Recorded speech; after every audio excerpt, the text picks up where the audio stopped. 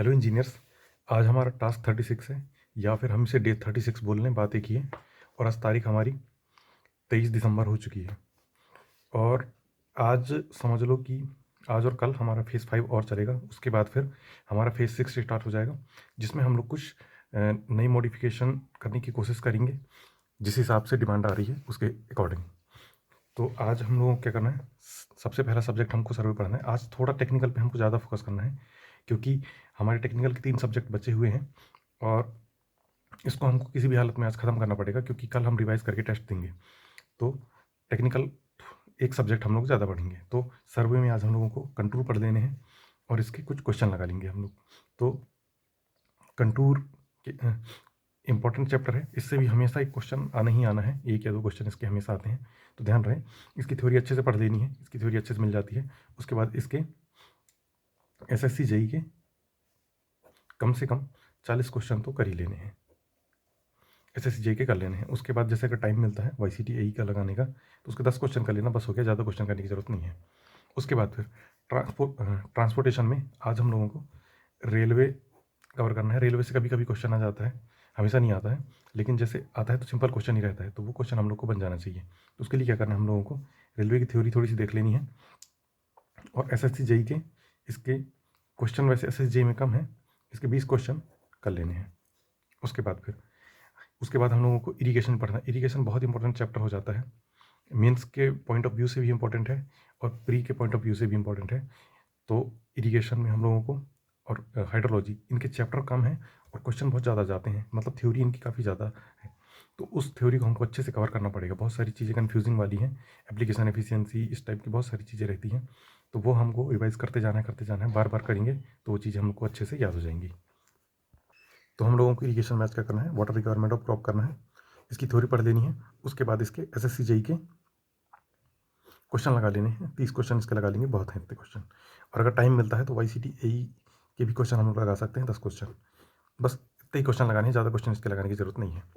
उसके बाद फिर वनडे वन सब्जेक्ट की जो हमारी सीरीज़ चल रही है, तो इसमें क्या करना है, हम लोगों को सॉइल मैकेनिक्स पढ़ना है। या तो आज रात में पढ़ सकते हैं या तो कल सुबह भी पढ़ सकते हैं, जब भी टाइम मिले अपने हिसाब से हम देख लेंगे। उसके बाद फिर रीजनिंग में कल हम लोगों ने सीटिंग अरेंजमेंट किया था, आज हम लोग और सीटिंग अरेंजमेंट करेंगे। इसके क्वेश्चन हम लोग आज 1 घंटे तक तो नहीं करेंगे, कम से कम 30 से 40 मिनट हम लोग करेंगे। इसमें जितने भी क्वेश्चन हो जाते हैं 10-12 क्वेश्चन, वो सारे क्वेश्चन कर लेने हैं। उसके बाद क्या करना है, बायोलॉजी में फैट हम लोग को कर लेना है, वसा, इससे कभी कभी क्वेश्चन आ जाता है। बस छोटा सा चैप्टर है, बहुत छोटा सा चैप्टर है, आसानी से हो जाएगा, तो इसको देख लेंगे हम लोग, 30 मिनट ज़्यादा से ज़्यादा इसमें लगेंगे। उसके बाद में फिजिक्स में हम लोग मोशन अभी 2 दिन से पढ़ रहे हैं, तो मोशन हम लोग को रिवाइज़ कर लेना है, गति से भी क्वेश्चन आ जाते हैं, तो आज हम लोग को इसको रिवाइज़ कर लेना है। फिर क्या करना है, उत्कर्ष की जो करंट अफेयर की क्लासेस अभी चल रही है, कुछ देर में ख़त्म हो जाएगी, तो उसके इंपॉर्टेंट पॉइंट देख लेने हैं, 6-7 ही हैं, ज़्यादा नहीं है। तो 1.5x या 2x में ये देख लेने हैं, और जो उसके बाद एक्सप्लेनेशन है वो थोड़ा देख लेना। फिर आ जाते हैं हम लोग आज की क्वेरीज़ के ऊपर। तो मेन फोकस टेक्निकल पे रहेगा आज, और कुछ क्वेरी है जो इंपॉर्टेंट क्वेरी है, ये लेके आया हूँ मैं। तो सबसे पहली क्वेरी ये है कि जो हमारा मेंस का पेपर हुआ था अभी 4 दिसंबर को, तो उसमें सब्जेक्ट का वेटेज कैसा था। तो मैंने वो पेपर को देखा और क्वेश्चन उससे छांटे कि किस किस क्वेश्चन से, मतलब किस किस सब्जेक्ट से कितने कितने क्वेश्चन आए हैं।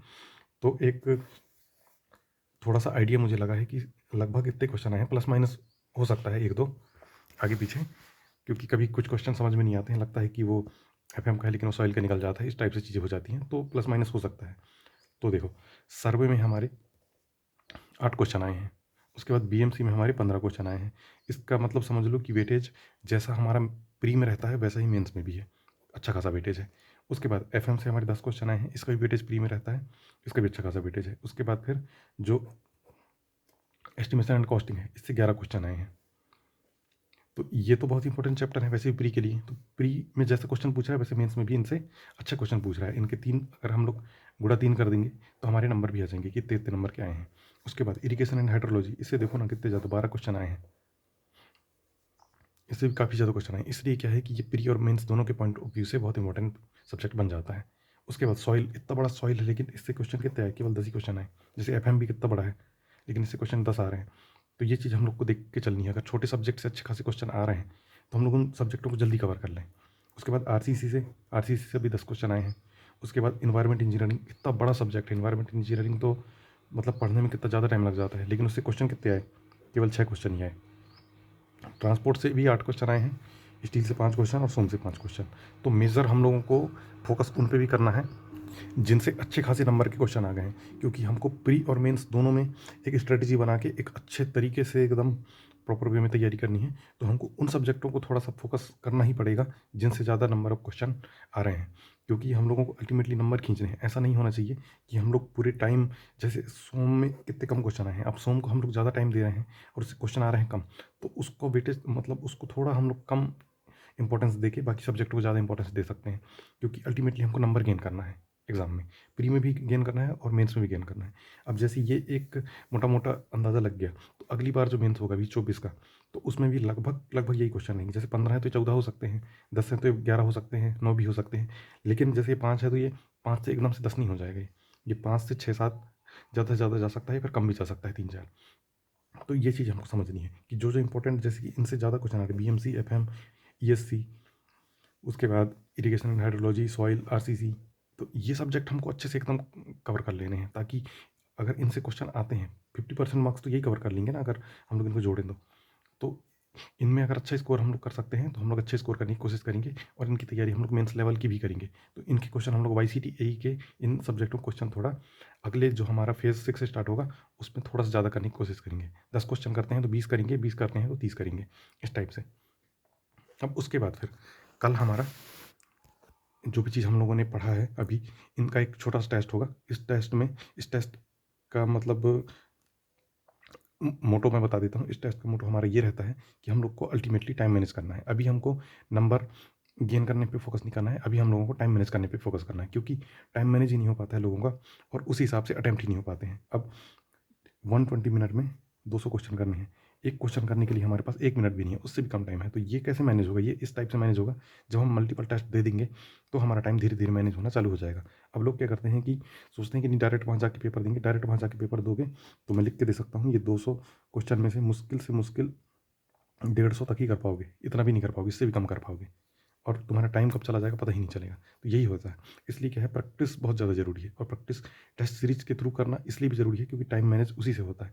और इसलिए मैं ये स्किल सिखा रहा हूँ कि टेस्ट देंगे हम, उसमें हम लोग फिक्स टाइम रखते हैं कि 40 मिनट में हमको रीजनिंग करनी है, 15 मिनट में हमको जीएस करना है, उसके बाद जो बचता है 65 मिनट या फिर 70 मिनट, तो उसमें हम लोगों को टेक्निकल करना है। तो ये सारी चीज़ें हम लोग इसमें सीखते हैं। इसमें हमारा फोकस नंबर पे नहीं रहता, हमारा फोकस रहता है टाइम पे, कि उस टाइम पे हम लोगों को सारे क्वेश्चन पढ़ लेने हैं। अगर बन रहा है तो टिक कर देने हैं, नहीं बन रहा है तो छोड़ देने हैं, अगर तुक्के मारने हैं तुक्के मार देंगे। तो इससे क्या है कि एक स्पीड हम लोग की डेवलप हो जाएगी। अब जब स्पीड डेवलप हो जाएगी धीरे धीरे, तो फिर हम लोग जब एक्चुअली हम लोग की तैयारी अच्छे से हो जाएगी तो हम लोग उस पर अप्लाई करना चालू कर देंगे। अभी अप्लाई नहीं करना है, अभी कम नंबर आए तो चलेगा, लेकिन ये टाइम कम नहीं आना चाहिए।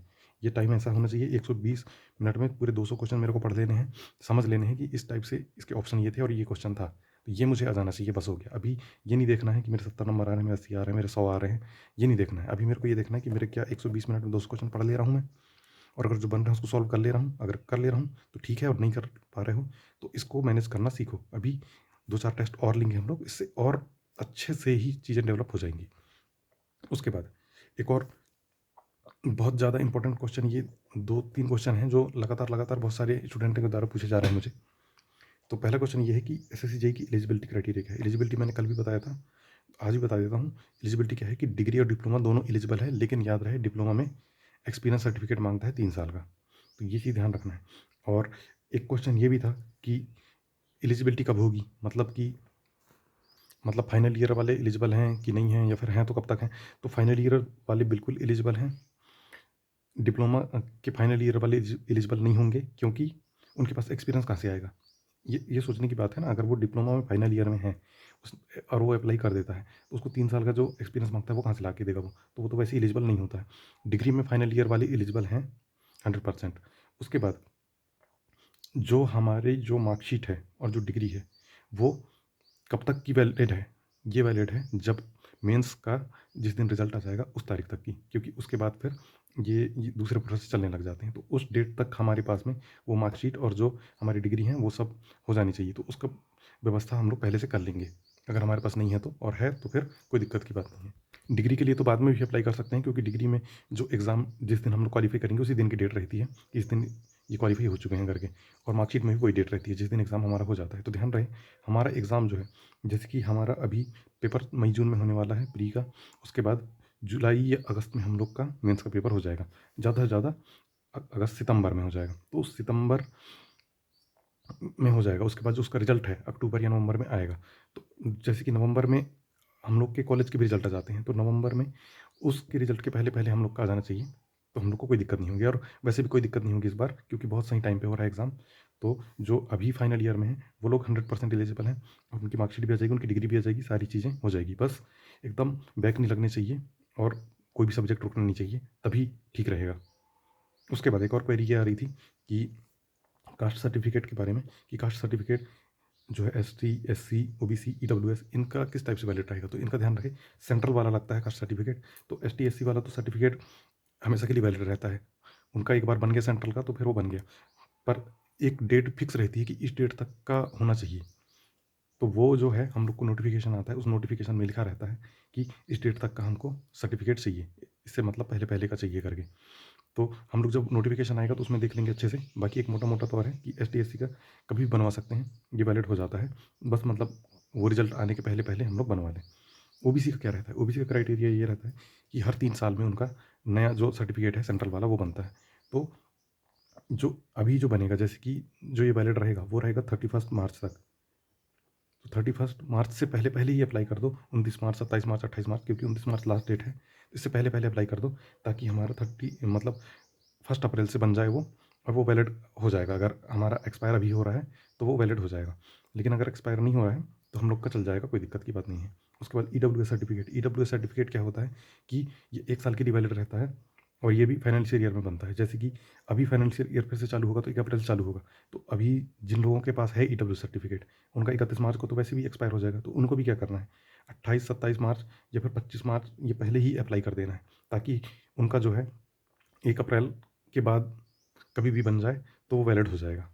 तो ध्यान रहे कि जो पिछली बार जैसे नोटिफिकेशन आया था उसमें लिखा था कि 2023-24 का होना चाहिए ई डब्ल्यू एस का सर्टिफिकेट, और जो अभी नोटिफिकेशन आएगा उसमें मैं बता रहा हूँ 2024-25 का बोलेगा। तो आराम से पहले ही अप्लाई करते हैं ना मार्च में, उसके बाद 1 अप्रैल से जो बन जाएगा वो हमारा वैलिड हो जाएगा, कोई भी दिक्कत की बात नहीं रहेगी। और कुछ मतलब एक दो जगह मैंने देखे थे, उसमें एग्ज़ाम डेट का लिखा था कि एग्ज़ाम डेट जैसे प्री की जाती है उससे पहले पहले का बन जाना चाहिए, तो वैलिड हो जाएगा। तो ये सब बातें अपन अभी कुछ बोल नहीं सकते हैं, क्योंकि जो नोटिफिकेशन आता है उसमें सीधे सीधे मेंशन रहती है डेट की, इस डेट तक जो है अपने पास सर्टिफिकेट होना चाहिए। तो वो चीज़ हम लोग अब देख के ही बता सकते हैं ना, हम लोग ऐसे डायरेक्ट हवा में तो बोल नहीं सकते हैं कि इस डेट तक हम लोग बनवा लेना चाहिए। लेकिन हाँ, अगर जैसे हम लोग इस एग्ज़ाम की तैयारी कर रहे हैं सेंट्रल लेवल की, तो हमारे पास सेंट्रल के सर्टिफिकेट लगभग होनी चाहिए कंप्लीट। और जैसे फाइनेंशियल ईयर शुरू होता है तो कोई भी अगर बनवा रहा है तो अभी मत बनवाना, क्योंकि वो एक्सपायर हो जाएगा, कोई मतलब का नहीं निकलेगा। और अगर है अभी तो रख सकते हो, लेकिन 1 अप्रैल से तो फिर नया ही बनेगा ना, तो नया बनवाने की कोशिश करना ई डब्ल्यू एस में। और अगर ओ बी सी में अभी अगर 3 साल हो रहा है तो वो भी जल्दी ही अप्लाई कर देना बनवाने के लिए, क्योंकि उसको बनने में 15-20 दिन लग ही जाते हैं।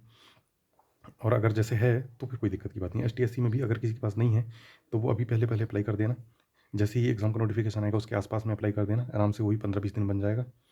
और अगर जैसे है अपने पास बना बनाया तो कोई दिक्कत की बात नहीं होती है।